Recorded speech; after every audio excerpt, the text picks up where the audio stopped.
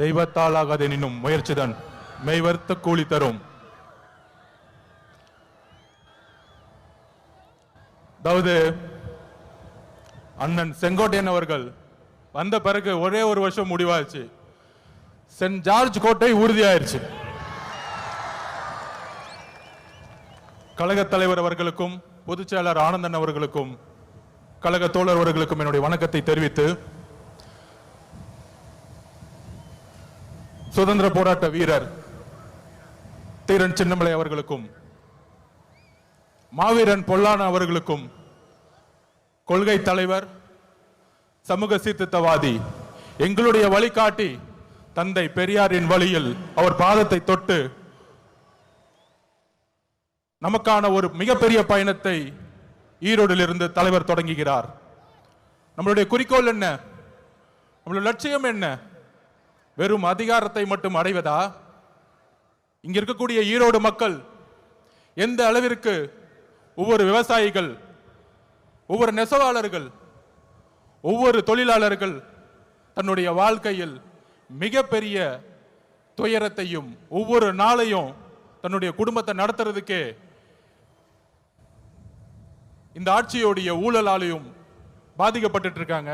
இங்க இருக்கக்கூடிய அமைச்சர்கள் டாஸ்மார்க்கை மட்டுமே நடத்திட்டு இருக்கக்கூடிய ஒரு நிர்வாகத்தை கொடுத்துட்டு இருக்காங்க. இதை மாற்றணும்னா யாரால மாற்ற முடியும்? யாரால மாற்ற முடியும்? நீங்க சொல்லுங்க. யாரால மாற்ற முடியும்? தளபதி விஜய் அவர்களால் மாற்ற முடியும். எந்த கட்சியால மாற்ற முடியும்? டிவிகே. இன்றைக்கு இருக்கக்கூடிய ஒரே நம்பிக்கை டிவிகே தான். அப்போது ரீசெண்டா ஒரு மாநாடு, இளைஞர் மாநாடு மாதிரி நடத்தினாங்க. எப்படி? இளைஞர் மாநாடு மாதிரி. அங்க ஆனா இளைஞர்களே இருக்க மாட்டாங்க. ஆனா அங்க ஒரு இளைஞர் இருக்காரு. அவங்க அப்பா பையன், அவங்க 2 இளைஞர்கள் தான் தமிழ்நாட்டில். அந்த இளைஞர்கள் சொல்றாங்க, மாநாடு போட்டு இளம் பெரியாராம். யாருப்பா இளம் பெரியாரு? பெரியாரோட வரலாறு தெரியுமா? பெரியார் ஸ்பெல்லிங் படிக்க தெரியுமா உனக்கு? மழையில படிக்க கொடுத்தா? இதே ஈரோட்டில் மண்ணில் எத்தனை சொற்பொழிவுகள், எத்தனை மாநாடு, எத்தனை உழைப்பு, 70 வருட உழைப்பு.